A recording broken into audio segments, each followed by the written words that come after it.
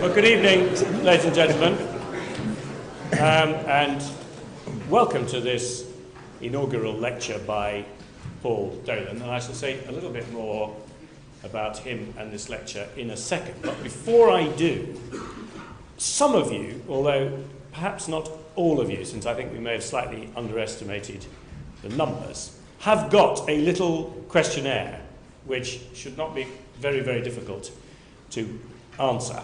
And what we'd like you to do is to do it now and then pass them to the end of the row, and they'll be picked up by the stewards. And then, in fact, unusually, Paul can use this as a bit of audience participation later on. So if you could do that, those of you who've got questions, that would be terrific.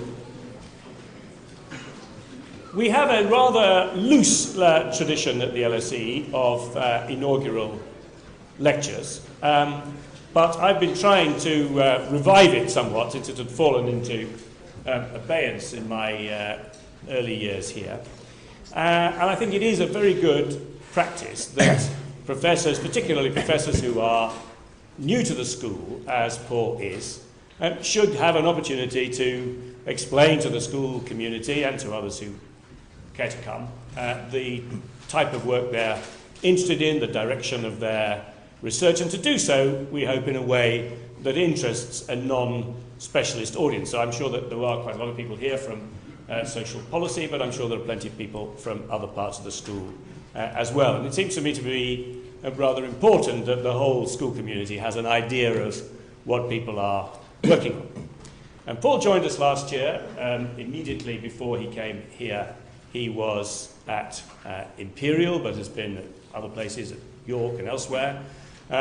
He is also doing some work with the government, who are now interested in wellbeing studies. And so he's going to talk to us today about absolute beginners, behavioural economics and human happiness, which is an area of work which has been growing in importance at the school, in different parts of the school, in social policy, and also, of course, in economics. Richard Layard wrote an important book about happiness a few years ago called Happiness Notes from a New Science. As I looked at Paul's own description, which I'm not going to read out because I'm sure he's going to explain what he wants to talk about, however, he made me feel old, something which I don't especially appreciate, because his quote, absolute beginners, he refers to a song by the Jam, written by Paul Weller, in which the phrase occurs. Whereas actually, any educated person knows that Absolute Beginners is the title of Volume 2 of a notable trilogy by Colin MacInnes of novels published in 58, 59 and 60, something which I read, not precisely at the time, but I certainly read while a schoolboy, and rather influential on me. Absolute Beginners is about a photographer in the East End who has a girlfriend who rejoices in the name of Crêpe Suzette, which it's a great book, and no doubt Paul has read it, and I'll ask you some questions about it later. But as a sort of indication of the cultural divide between us, my references are to a seminal novel in the 1950s, and his are to a second or possibly third-rate band somewhat later. Outrageous. But also, of course, I'm a Manchester City fan, currently riding high, and he is from West Ham, looking at his gazetteer for the addresses of Championship grounds around the country, which he will need next year. But with that slightly provocative introduction, Paul, delighted to thank you.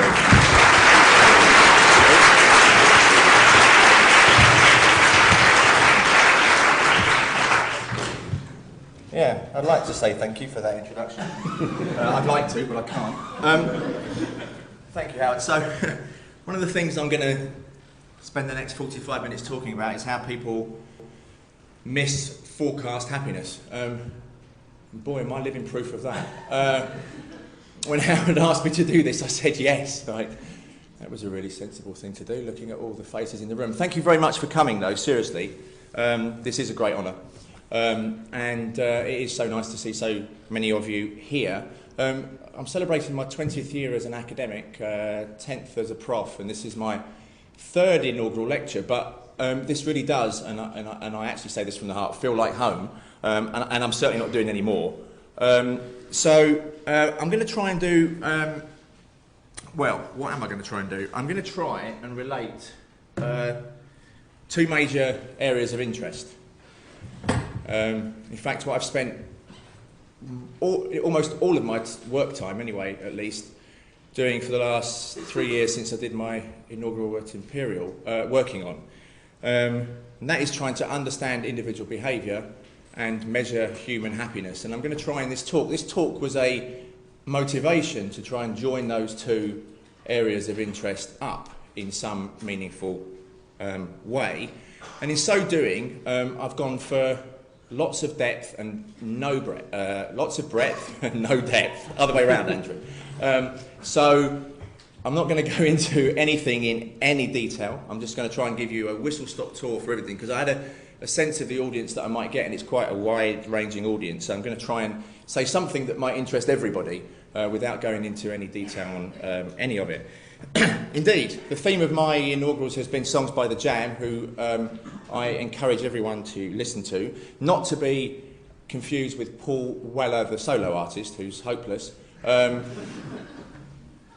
Now, it was a hit for The Jam, and I'm going to say that we're not absolute beginners, but we are prone to making mistakes.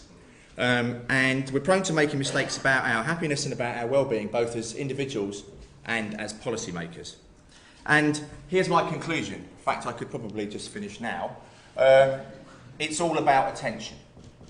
Everything that I'm going to say is about the allocation of the scarce resource of attention and how we don't always allocate it appropriately. And actually how sometimes we don't even know where we're allocating it.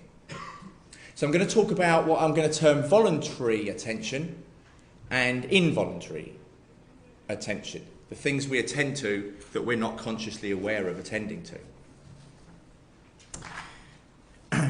Now, you're always on dangerous ground when you do surveys at the start of classes or sessions that it ends up going wrong. But here's to give you the result of what has happened when that's been done before that you've just been asked. Now, and this is to frame the allocation of attention issue. Imagine, as some of you have been asked, how much pleasure do you get from driving your car? On a scale of 1 to 10 or 0 to 10, say. And you answer that question. And then we find out what car you drive, its make, its model, its age, and we estimate its current value. And we correlate those 2 numbers, the value of the car and the pleasure you get from driving it, they correlate about 0.4. So people who have more expensive cars get more pleasure from driving their car. It's pretty good, right? If you ask the question, how much pleasure did you get the last time you drove your car? And correlate that with how much the car is worth, the correlation is 0. Diddly squat, nothing.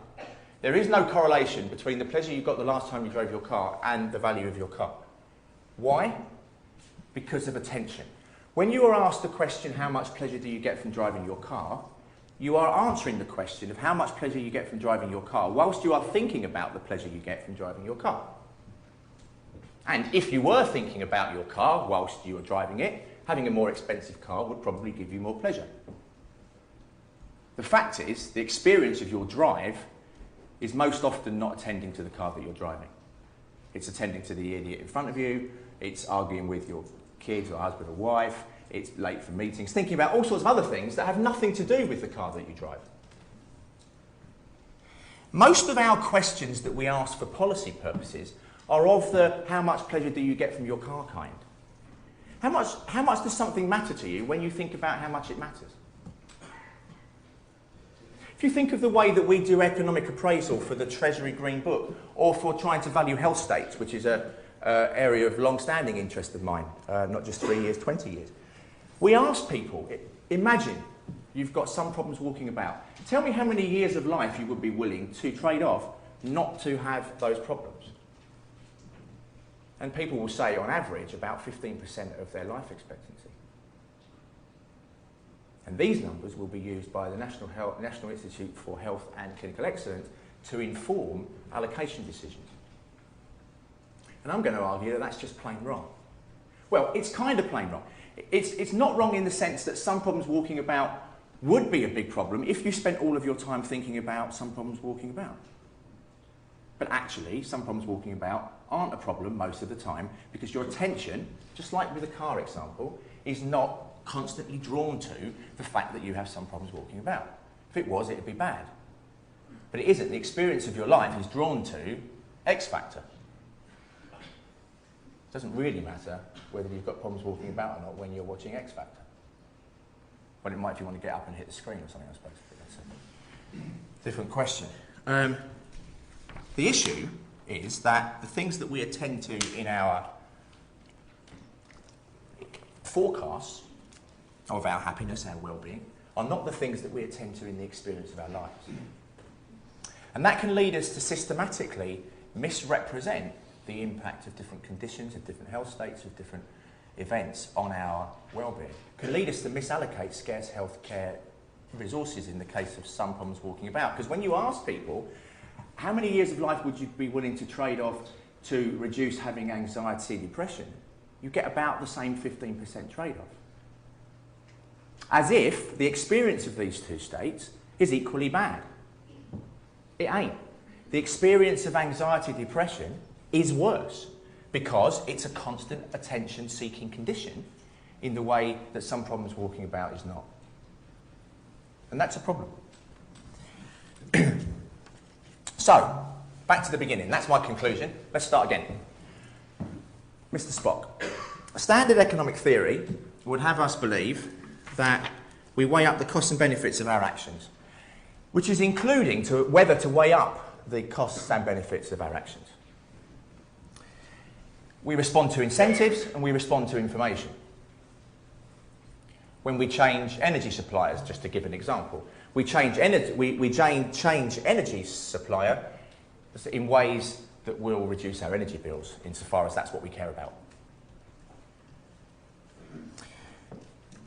And the assumption of economics, this is really important, is that the things that we want most are the things that we will enjoy best.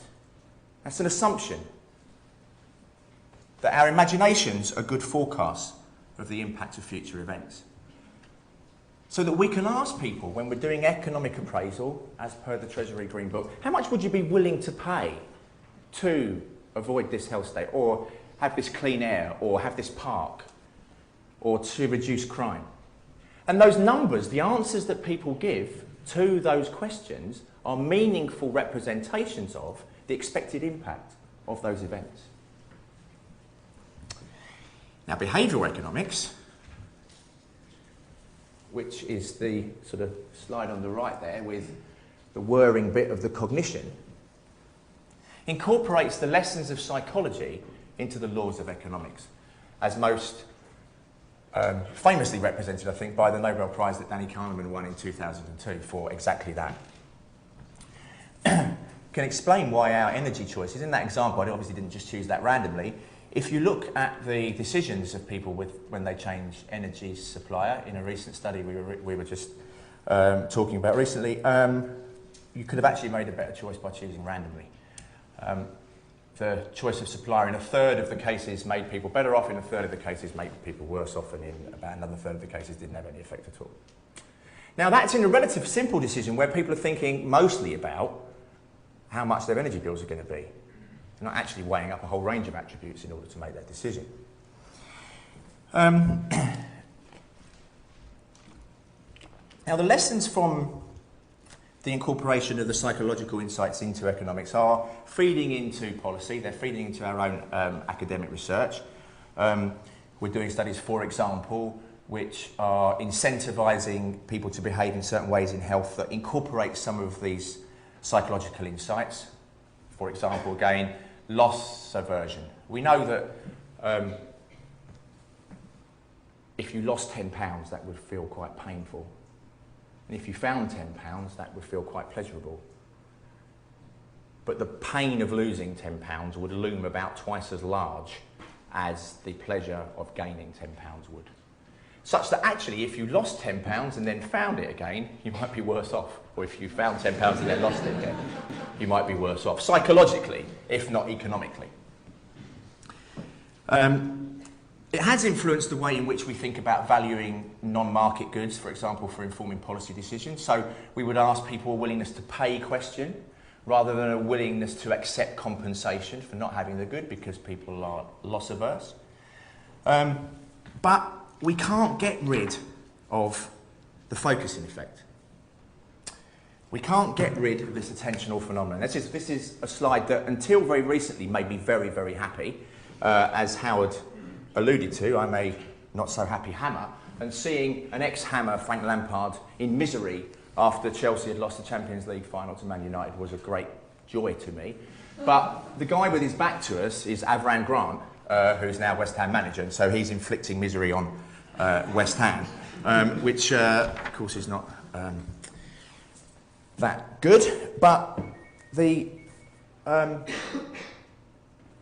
point of those two slides is to, which I will elucidate in a minute of course, is to just represent a fortune cookie maxim that I've alluded to on a number of occasions thus far.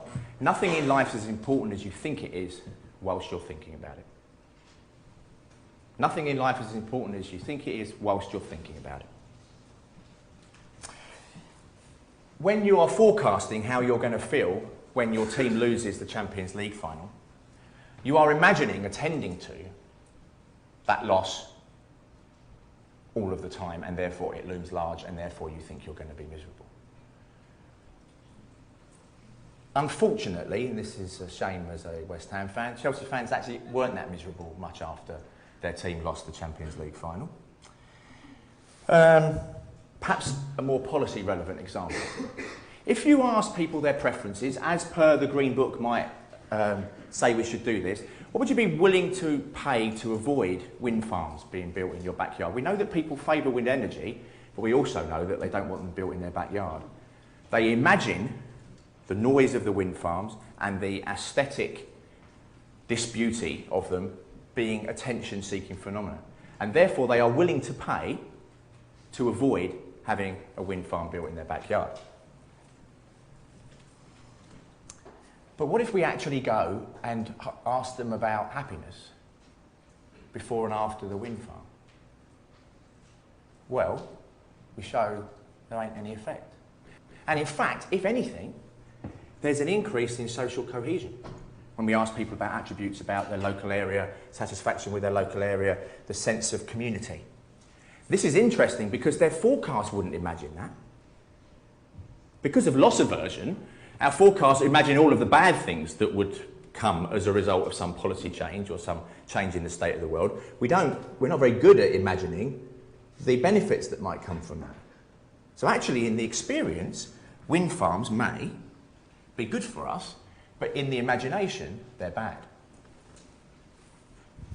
Now, Adam Smith, some of you would have heard of, wrote a book called The Theory of Moral Sentiments before he wrote The Wealth of Nations, and he understood this. The great source of misery of human life seems to arise from overrating the difference between one permanent situation and another. And that's what our imaginations do. Fortunately, we can directly measure experience. We can look at people's well-being.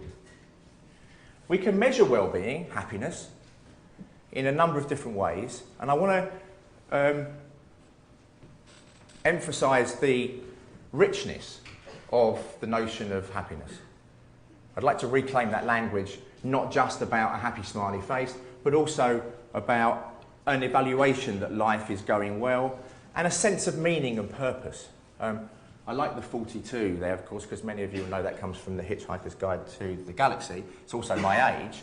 And it's also about the time, isn't it, Andrew, I think, where my well-being over the life course is getting probably about as low as it's ever going to get, right? I'm probably the right sex and the right age for being miserable.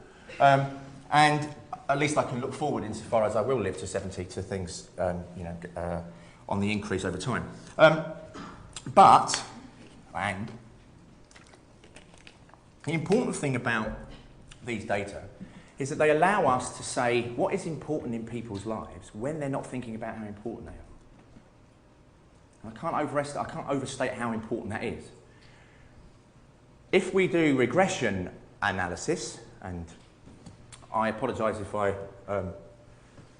start using language that may not be used by everybody, but if you imagine trying to explain something as we would call left-hand side variable, happiness, by a whole range of right-hand side variables, the things that cause happiness, we can look at the effects of a range of causes on the final consequence without asking people to do it for us.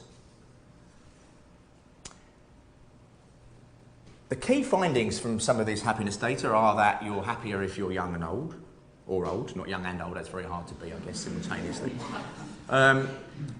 If you're healthy, wealthy, especially compared to other people, and a little bit wise, you might not want to do a PhD to happiness maximise. If you're in work, any period of unemployment is bad. That's interesting because the insecurity of having previously lost your job is an attention seeker when there's a prospect that you might lose your job in the future, even if you don't actually lose it. The main message, though, from this work is that there's lots of adaptation. And when I say adaptation, I mean the withdrawal of attention. That's what I mean in the language of my first slide. The attention that is drawn to something when it's novel and new ceases to be drawn to it when it's old and established. So, for example, if you look at the effect of September 11 on mental well-being in the UK, there's a significant effect in 2001 on September the 12th, on the 13th, on the 14th, on the 15th, on the 16th, through September, a little bit into October. By November and December it's disappeared. Something that is an attention-seeking phenomenon initially, because it's novel and new, ceases to be so over time. And in that case, relatively quickly, we get used to it in our mental well-being. But we haven't asked people, how much does 9/11 affect your mental well-being when you're thinking about how much it affects your mental well-being? We're asking them about their mental well-being and looking at the independent effect of 9/11. We have data to show that individuals, as they become increasingly heavy, as they put on weight, they shift the attention that they give to domains of life that are associated with their weight, away from those aspects like health, towards domains of life where their weight is less important. Leisure activities, work perhaps. So this might start explaining some of the things that we observe in the real world, is that actually it is hard, people, not everybody loses weight, and the effort expended to lose weight may be greater than the effort that could be expended to shift the domain weights that you give to your weight compared to other things. It's a shifting of attention. Now, those life satisfaction data have been gathered and asked of a number of people over many years. The problem, of course, taking my focus and effect question, is that they suffer from a focus and effect issue themselves, is that they remind people of certain key salient dimensions of their life that go into that score. If you ask me how satisfied I am with my life, my attention may be drawn to my job, my car, my house, my family, things that may matter to my experience, but may not always. And so what we additionally need are data on experience utility, on the well-being associated with the flow over time.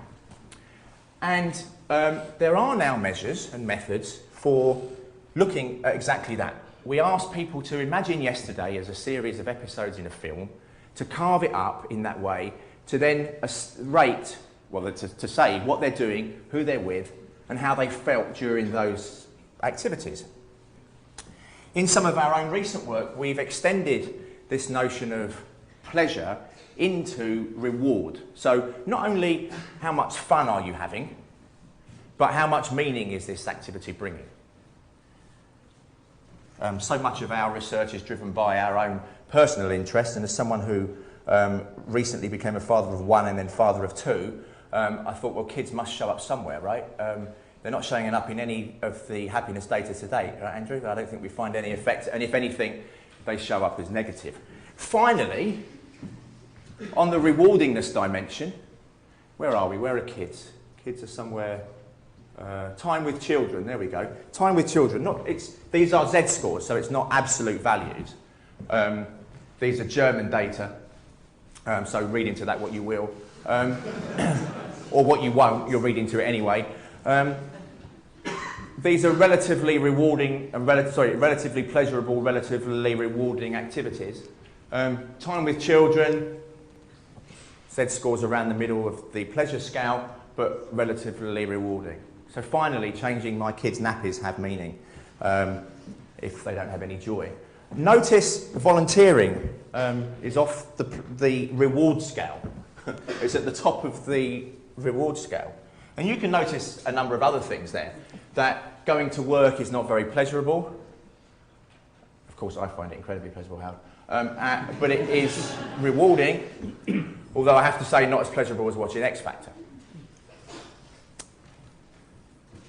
Now, interestingly, for policy purposes, we would like to, I mean, this is not causal. We obviously, for policy purposes, would like to know some of the causality. This is entirely correlational.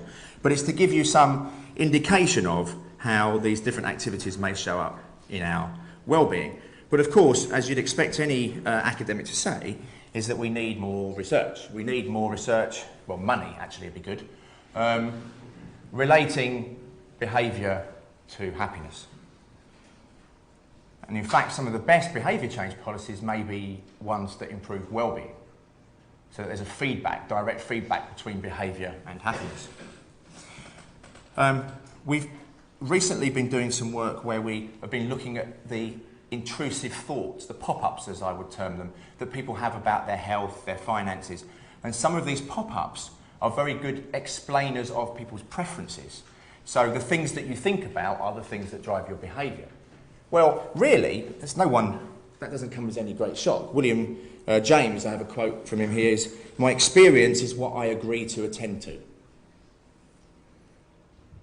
And many of the psychological interventions, CBT and so on, positive psychology, are really about the reorientation of attention.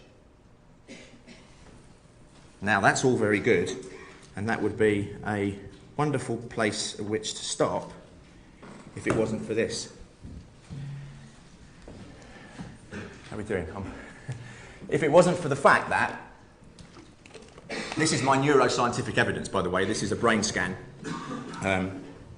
really high resolution brain imaging. If it wasn't for the fact that so much of our behaviour is driven by involuntary attention, the things that the environment, the situation and the context shape. That's our limbic system, that's the core of our brain. That's Homer Simpson, of course, but it's a bit disingenuous to call our limbic system Homer Simpson because it's very old, very evolved, and very automatic, very fast. The world would be an incredibly complicated place if we all acted like Mr. Spock all of the time. Our limbic system tries to make life easier for us. Sometimes it's very good at doing it, not always. Sometimes in our modern world, it leads us in perhaps mistaken directions. So now we're going beyond behavioural economics. Most of behavioural economics is about cognitive heuristics, cognitive biases.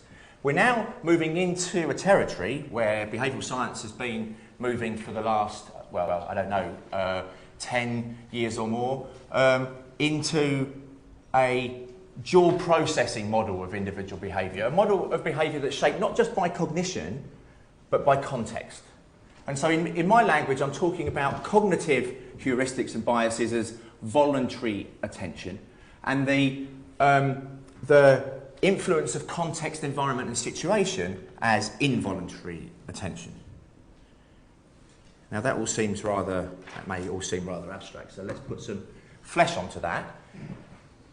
In a report that was commissioned by the Cabinet Office that we worked on last year through the Institute for Government, we attempted to gather up some of these effects that operate on our limbic system and to gather them up in a way that would allow policymakers to use them as a potential toolkit, checklist, as a way of thinking about behavioural interventions. And the best thing I can do is, because I haven't got time to go through all of these effects in Mindspace. Mindspace is a 9-letter mnemonic for what we consider to be the most robust effects on individual behaviour that operate principally, though not exclusively, through our automatic system. So let me just take a couple of elements of Mindspace. In fact, let me just take, for the purposes of time, let me just take a couple and join them up. Priming and affect. What does that mean? Well, psychological affect is basically psychological speak for feelings, and priming are unconscious cues in the environment that drive our behaviour in ways that we're not consciously aware of. So, as an example, nice study sending out loan offers to people in the US, randomising the interest rates and, which is a very irrational thing to think about, right? You think about interest rates when you're thinking about whether you accept a loan or not. And randomising whether there is an attractive woman on the front cover of the loan offer. Maybe not such a rational basis on which to choose a loan. Rational basis to choose some things, but not a loan. The attractive woman was worth 1% change in the interest rate. So you could charge 5% with her on the front cover and only 4% in the absence of her on the front cover. Now, interestingly, before you start thinking I'm getting gendered and sexist, this applies to women as much as it applies to men. Now, why is this? Well, this is very interesting. I think it's very interesting. Our limbic system, our reptilian brain, is trying to look for consistency. It sees an attractive woman and sees an attractive loan. Our unconscious is making a joining up that our conscious mind is unaware of. And that in that example would lead us to make a decision that may not be rational. Another example of priming, if you were given warm drinks, this is something to take for lessons and lectures. If you were given warm drinks before you came in the room and you were asked to rate how much you liked me, you would like me more if you were holding a warm drink than if you'd been given a cold drink. Now, why? Well, I have to say we have to speculate a bit here, but because, again, our limbic system is joining up warmth, warm drink, warm person. It's making associations that our conscious brain is not in touch with. This is all very interesting, and it's providing us with many opportunities to think about how we can create environments to make it easier for people to do things that they subsequently appreciate having done, or to not to do things that they subsequently wish they hadn't. So there are many specific examples, and I won't go into any of those now. Perhaps I will just give one, though, perhaps a potentially interesting one, for filling out tax returns. Basically, you're all honest people, and you're all cheats. And you have a narrative of yourself as an honest person, whilst at the same time simultaneously benefiting from cheating a bit. So you fill in your tax return, and you can tell a story of how the little bit of cheating as you go through is very honest. But what if you signed your tax return before you filled it in? Or what if you signed your tax return on each page and said, the evidence I'm about to give will be the truth, the whole truth, and nothing but the truth? Notice how you do that in court before you give the evidence, not afterwards. You don't say, oh yeah, by the way, everything I've just told you is true. You frame the mindset to be honest, that then makes the trade-off between honesty and dishonesty different, in an unconscious, automatic, uncontrolled, effortless way. Pretty interesting, huh? I like that idea. All right, we need, obviously, more data and more evidence. And it's brilliant that, in the happiness domain at least, we are now, through the Office of National Statistics, able to start measuring happiness much more systematically and widely on samples that we could have only dreamt of a few years ago, I think. We've recently just won some money from the ESRC and the German and French versions to look at the wellbeing consequences of the 2012 Games in London, Paris and Berlin, to see whether there's any causal association insofar as we can establish that from the Games. And I think this is all very important and very useful. And what I want to now go on to in the final part of my talk is to think about a bit more clearly and carefully about the kind of evidence that we might require in order to inform policy based upon the fact that a lot of our behaviour is involuntary attention, is a result of context, situation and environment. And there are a number of issues that come out of this. Of course, the standard one for any academic is we need to establish causality and we need to control for selection effects. Importantly, we need to consider spillovers. This is the best attempt I could come up with of a slide that tried to capture spillovers. It's as if every policy and intervention was a pebble being dropped in the pond, and we need to assess the ripple effects of that pebble being dropped or that stone being dropped in the pool. We need to assess a number of spillovers. We need to look at spillovers of one change in my behaviour for other behaviours that I exhibit.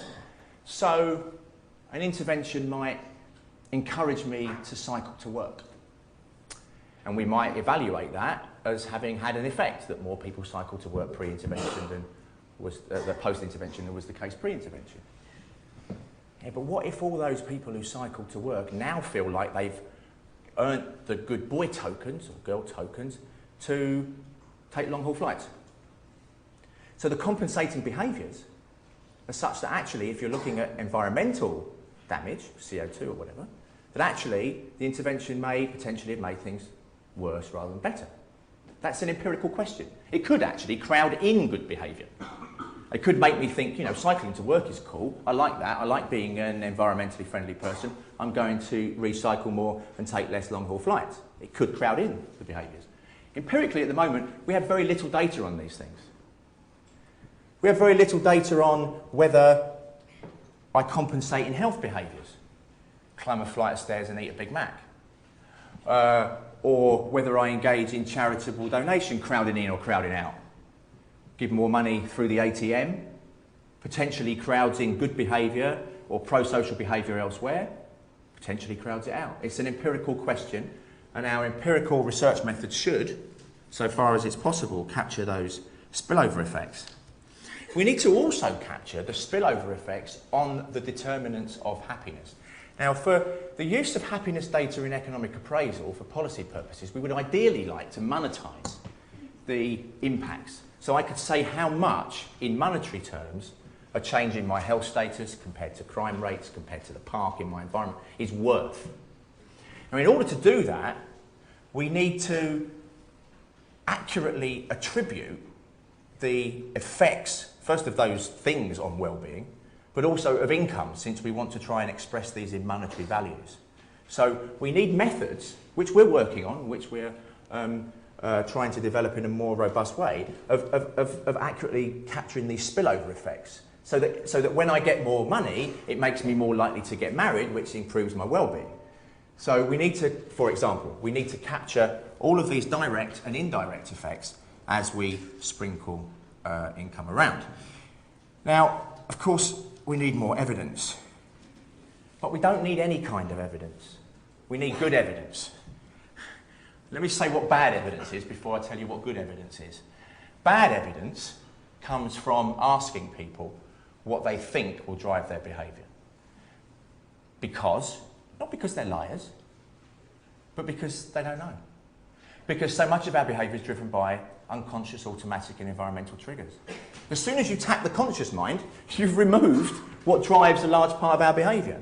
So customer insight, for example, finding out from people how they intend to behave or how they think they have just behaved, is almost hopeless.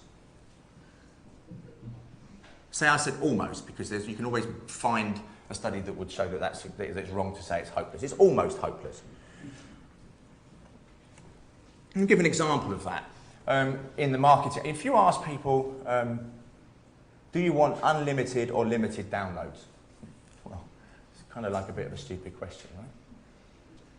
Now, my behavioural insight would tell me that you would get more people in the market buying your product if you had limited downloads than if you had unlimited ones. Why? Because unlimited downloads for how much? Like for £10 a month. What does that mean exactly? How many songs can I download? Like the whole of music ever? If you said to me 100 downloads for £10, hey, that's pretty good, right? That's like, what is that, 10 pence a download or something, is it? Is that right? That's quite cheap. So the behavioural response would be that limited downloads would be more successful than unlimited ones. You would never get that from any amount of customer insight, market research, focus group, qualitative interview you could ever do. Partly because the contextual behaviour affects our cognitive attitudes. If I said my wife doesn't understand me, it probably doesn't mean I'm thinking of having an affair, it probably means I'm having one. The behavioural response to have the affair may have been triggered by a whole range of environmental, situation and alcohol-induced effects. Now I'm looking for post hoc rationalisation for cognitive reasons to explain my behaviour, as if the attitudes preceded the behaviour, but the behaviour preceded the attitudes. And we don't know, actually. I would honestly tell you, I'm not having an affair, by the way, I would honestly tell you, and I wouldn't tell you if I was, and I wouldn't know why. I would honestly believe that my motivation to act in that way is what drove my behaviour. It's not I'm lying, but it's just I just don't know what drives my behaviour. So, okay, so what else can't we do? Well, we can't ask people questions. We can do field experiments. What we can do is we can observe real behaviour of real people in the real world. That's what we can do, and that's what we should do. Right now, in public policy, there are loads of stuff going on. None of it's being evaluated, assessed, monitored. If only we could get in there just before the intervention started, do a little bit of randomisation, and we could look at the effects, the marginal effects of intervention, of different types of intervention on different outcomes, behaviours, and ultimately happiness. And it doesn't actually require, I say we need more research money. We don't actually always need more research money. We just need the time to be able to get in there early to design the studies that will give us the evidence to inform the policy. And the way in which we should do that is by just doing lots of stuff, doing lots of field experiments. Our traditional model of public policy has been, let's, insofar as we do evaluate policy interventions, because of course we don't always do that, but insofar as we do, let's build a tanker in the shipyard. Let's spend a lot of resources, money, time and effort building the best intervention, the programme that we're going to set out to sail. And we launch it to a fanfare, and it sinks or heads off in the wrong direction, and now there's nothing we can do about it because the ballast has been tied to it and off it goes. Instead, what we should do is launch 100 ships cheaply. 99 of them will sink because we don't know ex ante some of these effects. We can only observe them ex post because customer insight can't tell us. One of them will sail and we load the ballast on that ship. What that requires, it requires us to accept failure. It requires the public sector to accept failure. But we're launching cheap ships, so it doesn't really matter that much. But it requires us to have an institutional memory of the failure. It requires us to remember where things went wrong. We're doing all sorts of things now in terms of public policies that we've probably tried before that have and haven't worked. We have no way of knowing. We have no way of measuring, monitoring, valuing whether these things have had any effect. But now we're able to. We're now able to measure these effects directly on people's happiness and well-being. And it's very nearly my final slide. I just felt that I should say a couple of words about the ethics and morality of nudges, because this is a question that always comes up. Now, nudging us in particular directions is something that the market is very good at doing. Supermarkets and shops are very good at nudging us to buy their stuff.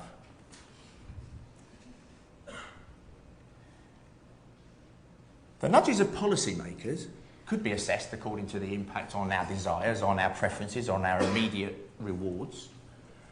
But they could also be assessed according to the impact upon our happiness, on our experiences, on our well-being, on how life goes for us in the presence or absence of the nudge.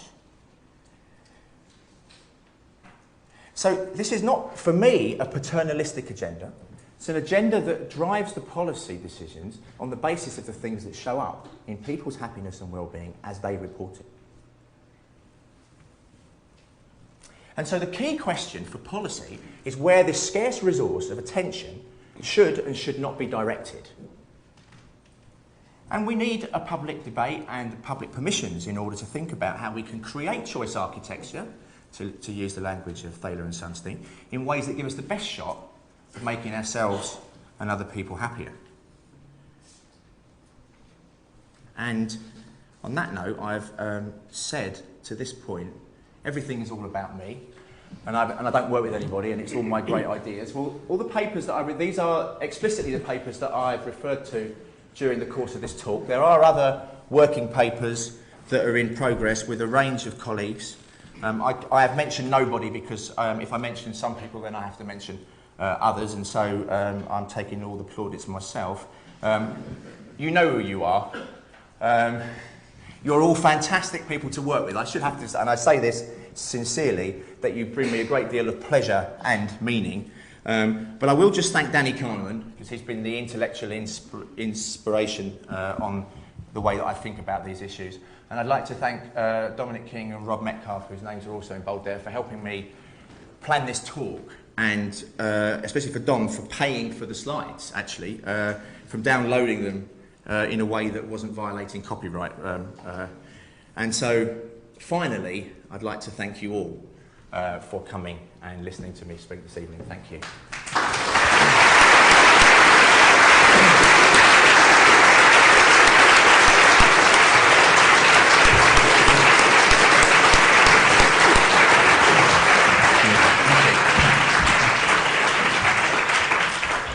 Well, thank you very much, Paul. Well, we've got time for a few questions, and I think also your survey responses are going to be brought down, are they? Yes, possibly? Yeah. It was an inaugural lecture in two senses. One, it was your first lecture here, but it's also the first, I think, in which a professor here has felt the need to declare whether or not they were having an affair. And I think I'm making that a standard requirement in lectures at the LSE, which could smoke out a few interesting things. A couple of things occurred to me, I have to say, before I throw this open. One is that the warm drink phenomenon, that clearly if we allowed people to bring their cappuccinos into lecture theatres, we would almost certainly increase student satisfaction, which would push us up the league tables, which I think is quite an interesting idea. The second one that really puzzled me was that if you looked, and perhaps not everybody at the back could see, but the slide of relatively pleasurable and relatively rewarding showed that sex was relatively less pleasurable than commuting. And that puzzled me until I remembered that it was about having sex with a German, wasn't it? Because then I realised that that's quite explicable. So, well, let me throw it open to anybody who has questions. There's a lot of interesting material, and particularly related to what all this means for public policy. And yeah, we've got a couple over here. We're going to take the woman in green on the front. Give you your name and that's, yeah, go for it. I wonder if you could explain what you think about acting with intent, whether people can do things intentionally or not. So I defer to the psychologists on this point, but my understanding is that yes, of course. I mean, not all of our behaviour is environmentally driven, but the intent becomes. You can make it a habit in a sense by doing the behaviour, and then inferring that that was the intent that followed. That came before that action. But I defer to the psychologists. There are people in this room who could answer that question much better than I can. Next, yeah. Given that you're now in the Cabinet Office loop and doing health, I want to push one of my monomanias at you, which is teen smoking, which has a particular component. As we know now, a 12-year-old who starts smoking will find it, because of the effect on the still developing teen brain, much harder to give up in later life than a 22-year-old who starts smoking. This makes the battle to stop the adolescent who's excited by change, is not affected by mortality, fear, and the various other components, a pretty tricky one. And sticking skulls and crossbones on packets doesn't work for that community, which we now know. Your comments? Can I just return to give a better answer to your intention question? In some of the health behaviours, I don't care now, I do care now. So the 3% of the health behaviours in some of the panel data are explained by intention, which leaves 97% of it explained by other things. So I'm not optimistic that intentions are a good explainer of individual behaviour. On the smoking issue, I mean, it's actually, we shouldn't be, smoking rates have fallen. They've fallen in the presence of higher excise duty. I mean, there's only so far we can go with tax before it starts introducing a black market. It makes it more, gives people incentives to buy cigarettes on the black market. It's a policy question about how far we go with legislation. I think that the public policy makers are indeed doing more, and perhaps the ultimate endpoint will be the banning of cigarettes, other than if you have a licence, or making it much harder and harder to buy them. I think actually a lot of the insights from the behavioural sciences are actually really quite straightforward. If you want people to do things that they subsequently think are in their best interest, make it easier for them. And if you want them not to do things that are in their best interest, make it harder for them. So we should just make it harder for people to get cigarettes, not only through the price mechanism, but through access. Just make it harder. And then those that really, really do want to smoke can still do so, but most other people will be nudged out of it. In Australia, you can't really show them on point of sale anymore. Has that worked? I don't know if that's worked. Has it worked? I think it has to some degree. Smoking is an example of where in some populations, incentivising pregnant mothers, for example, to give up smoking seems to have had some effect.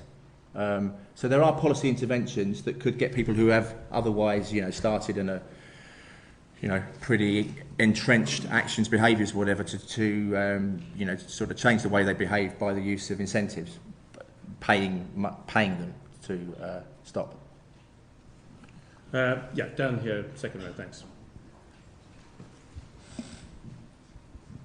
Thank you for the interesting lecture, if I may say so. Thank you, Andrew. Next. You mentioned, of course, as most people here may know, that the ONS, the government statisticians, are about to try to collect more wellbeing data. I'm wondering what you think would be the most revealing kind of wellbeing information or question to be collected, particularly bearing in mind priming biases and the other things you've discussed. Yes, that's a very good question. Of course, debate is ongoing. On the priming question, my recommendation would always be that happiness question comes first in any survey. So before people have been primed by a whole range of other factors that will influence that happiness rating, that we should measure happiness in a number of ways, and it would be for policymakers to ultimately decide which one or ones are the most suitable for the applications to which they're going to be put. I'm inclined to, because we have lots of previous studies and it seems to be a pretty meaningful question to ask people to use the general how satisfied are you with your life question, as well as questions about, more direct questions about mood, positive and negative affect as you experience them during the course of the day.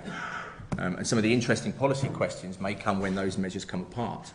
as well as when they correlate highly with each other. There's somebody over here. Yeah, man in the fourth row. Hi. Is one of the issues with this that people are constantly changing and developing all the time? I've noticed that a lot of the research from psychology recently has really emphasised that development is a lifelong experience, that constantly our genetics and our biology and our thoughts and everything are sort of acting on each other and modifying each other all the time. Does that create a bit of a problem here? How would we handle that in the context of what you talked about in terms of attention and priorities? Is there a danger that if we took a measure of well-being, for example, it would be true only for the moment in time that you took it, and then someone's priorities have moved on before you've had a chance to make sense of the results?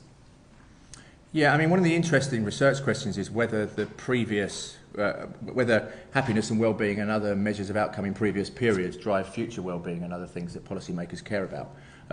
And so some of the newer data sets, like the Millennium Cohort Survey, for example, will enable us to look at previous well-being assessments early on in life to look at what effects they have on later in life.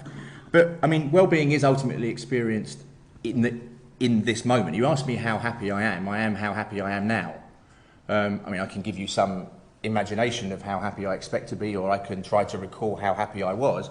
We know that our forecasts and the recalls are not particularly accurate representations of how things will be and how things were.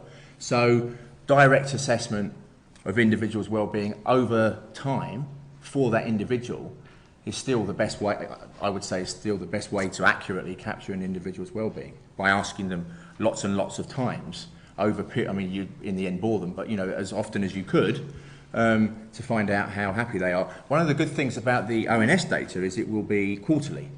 To date, we've only had in surveys like the British Household Panel or the Understanding Society, we've only had annual data. And so looking at some of the causality there is a bit trickier because you've got longer time frames. But having data quarterly is, I think, a step in the right direction to try and establish some of these causal mechanisms.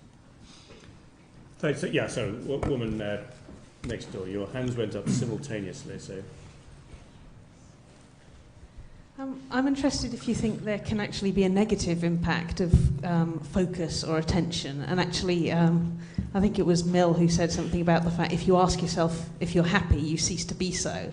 And there is something about sometimes if you focus on things, they can have a very negative recurring impact, and that can accentuate itself. So we've talked a lot about happiness necessarily, but whether there might be something that's negative that can be created by that attention. Yes.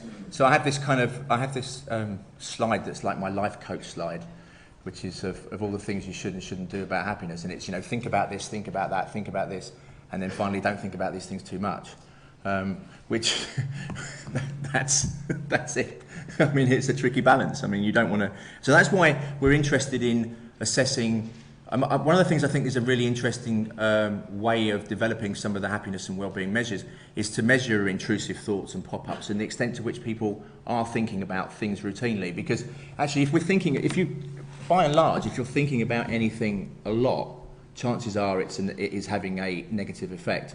There's some recent work, a paper in Science, that showed that almost any mind wandering was bad for well-being. You were much better in the sense if you could live in the moment, if you could attend to whatever it was that you were engaged in, as opposed to wandering off elsewhere. So what would you say? I like that. That was actually really good.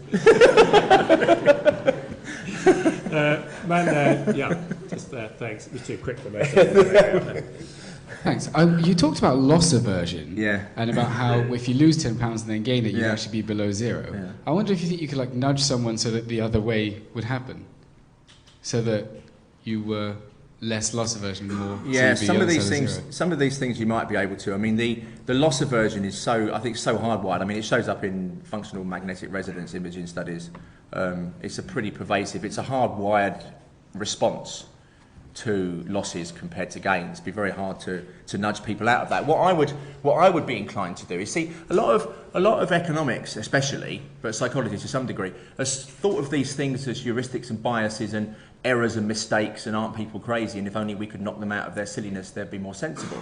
Is actually accept that they are heuristics and biases that we're subject to, and use them as ways of making policy better and easier, rather than as trying to de-bias them, destabilise them, use them to policy advantage. So in the case of using incentives in health to change health actions, behaviours, rather than giving money to people to change their behaviour, give the money up front in a bank account or something, and then watch it dwindle when you don't engage in the behaviour. So the loss aversion is more salient. That might work better. So there are examples of how we can use these effects to make better policy rather than to try to overcome them. Yeah, they're in the sort of West Ham colours there. Yeah. Or Aston Villa or Burnley. Yeah. I was wondering whether, West Ham. with so much happening with regards to public policy about well-being and happiness and becoming part of the educational process and the like, part of our public literacy, whether any future research into happiness is actually going to be contaminated by the fact that it's now become part of our literacy and therefore our attention's been drawn to it already. It's a very interesting question. One of the questions that we don't have a very good answer to in the happiness research is that, well, in fact, many of the mind space elements, but take the messenger, the M. We know very little about whether responses are influenced by who's asking the question. So if the survey is being done by the Department of Health or the LSE or the ONS, do people give different responses based upon the messenger? That's an open research question. There are many of those of that kind. That's why it's good being an academic. You spend a long time trying to answer them. Woman three rows behind, just straight up there. That's it. And then I've got somebody at the back there. You haven't mentioned the expression, what is in people's best interests, which I think is rather different from whether they're feeling happy or they have a sense of well-being. Obviously, we don't always know what's in our best interest. We heard about the example of the teenagers smoking, and also there's the example of kids whose because of peer pressure, kids who don't want to study and they don't know that it's a good idea in education and so on and so forth. And also there's this whole problem about people's aversion to the so-called nanny state, particularly in the media. And obviously, how does this coincide with your research, all these? So, I trust people's assessments. By and large, with a few exceptions, I trust people's reports of how happy they feel. I trust their assessments of how satisfied they are with their life. I trust their assessments of how much meaning and purpose they have in them. They're the best judges of their happiness. And all policy interventions at some point, at some point, should show up in better reports of happiness and well-being. So I'm very clear about my normative position on that.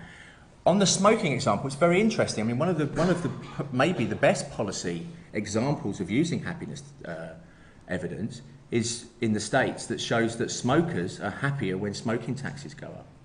Now, if you take a standard economic logic, they must be worse off, because they can, if they put up price, then of course you can satisfy less of your individual preferences, all else equal.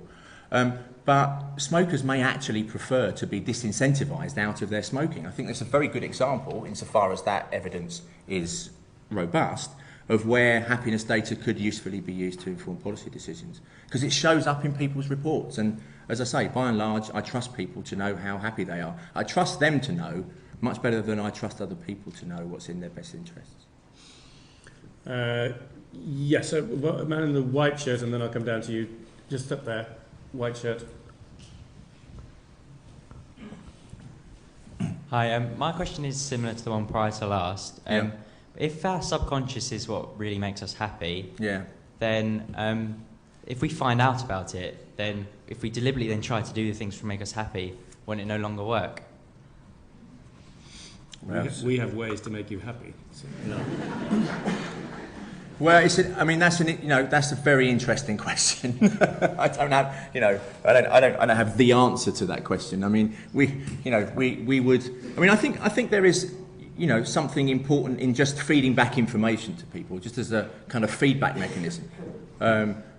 In relation to travel choice, for example, if it's if it's shown that my reports of my own well-being are considerably lower when I travel to work by one method as compared to the next. There may be all sorts of unconscious cues and everything else going on there, but that would be a sensible piece of information, I think, to feed back to me that may or may not change my behaviour. I may not believe it, I may not want to. You know, we still will allow people liberties and freedoms. I mean, I'm not paternalist, as I say. I mean, you know, there are different degrees to which this information can be used to inform policy. The first and foremost use is just as a feedback mechanism, as just giving people back information about the key drivers to their happiness and well-being through their actions and through their life events and everything else. Let's take a couple more, and then you can give your feedback. Yeah. This is good. This is good. One woman just here. Yeah. Thank you, Paul. My question is about two things that you said, and trying to make a connection between them. Yeah. Where you're talking about well-being as the dependent variable, you know, the thing that you want policy to evaluate and assess, and so on. And what are the drivers of changes in well-being? Right. Is the implication of that. On the other hand, you gave the example of post 9/11, where the impact on measures of well-being were very, very short-lived. And so what is this relationship between very stable measures of well-being on the one hand and wanting to maximise well-being or minimise the negative impact of policy? Yeah, I mean, I think that's obviously, again, an interesting and difficult question. I mean, the thing that the data are showing us are the things that, you know, giving us evidence on the things that we get used to quickly and the things that we don't get used to quickly. I don't want to overstate the adaptation point. I mean, it's true that adaptation is, the withdrawal of attention is a pretty universal phenomenon for most things, but not for everything. So, you know, you imagine being depressed. Well, the 52nd Sunday you wake up depressed, it's probably not much better, maybe worse than the first Sunday that you woke up depressed. So it's giving us evidence on the things that continually draw attention to themselves that we may not always forecast. So noise, for example, is an attention-seeking phenomenon. People imagine that they'll get used to it. Actually, the experience of the condition is that it gets worse. So it will allow us, and this to restate what I think is the really fundamental point, to tell us which things are important in people's lives when they're not thinking about how important they are. Man, there's a cream pullover, and then we'll get your answers. Hi. I'm interested in the importance of our sense of agency and how much you think that intervening in decision-making actually undermines people's sense of humanity. And actually, to return to the original framing of your question in the beginning, what percentage of your happiness would you give up to have been responsible for it? Well, I mean, I can't answer that question. I can only ask you questions about the pleasure you get from your car. I don't know how much of my... I mean, look, I mean, we as... 2,500 years of ethical discourse have got us to the point at which there are broadly three accounts of human welfare. You can essentially see well-being improving when we're giving people more of the things that we think they need, that policymakers decide or the general public decide are important dimensions of an individual's well-being, whether they show up in their experiences or not. Education, health, literacy. You can think of well-being as giving people more of the things that they want, satisfying preferences. It's why income in economics is so important, because it allows us to satisfy more of our desires. And you can think about well-being as showing up in individuals' mental states. And broadly speaking, I think policy has done a lot of thinking about the things that we think we need. Economic policy has done a lot of thinking about giving us more of the things that we think we want and that we actually want. And now we're at a stage where we can more directly measure the things that show up in our direct experiences. And it's a policy question about how to appropriately weight all of those things. I'm very clearly in favour of the mental state account, but let's put it on the table and weigh it up against the other things that are deemed to be policy useful, including autonomy, responsibility, and all the things that you've just mentioned. Do you want to give your answer? So, this is brilliant. I'm assuming Matteo didn't make these numbers up. the question on how happy you were, some people got the question how happy you were from driving your car, and half of the people got the question how happy were you the last time you drove your car, and then you were both asked how much your car was worth. It's worth, this is a piece of useful information, Howard. The average car value is £1,000 as people see it in this room, or £1,010 in one treatment and £1,000 in the other. So I suspect that's not statistically significantly different. The happiness with driving the car was 6.5 out of 10, and the happiness with the last time you drove your car was 5 out of 10. So consistent with the evidence that I cited right at the beginning of the evening, which feels like a very long time ago now, I have to say. Well, all of you are prepared to sell reliable cars for £1,000. I think there may be some people queuing up outside. Look, first of all, let me say one thing that is, we hope will make you happy, which is that the Social Policy Department, in honour of this inaugural lecture, are inviting you all to a drink afterwards. Because of what Paul said earlier, I have asked them to warm up the white wine. So I hope that is what you want, because that's what you said. The second thing was to thank you for a fascinating lecture. I'm sure that this is not the last we will hear from you. Indeed, same time, same place next week. Is that all right? But I'm sure we'll want to follow this research because it is clearly at the front of a lot of people's minds and the front of political debate. And I'm sure that the work that you're doing is going to deliver us results and hypotheses over time, which we're going to want to expose to a broader audience. So it was a great start, but it's not over. Thank you very much, and thank you all for coming.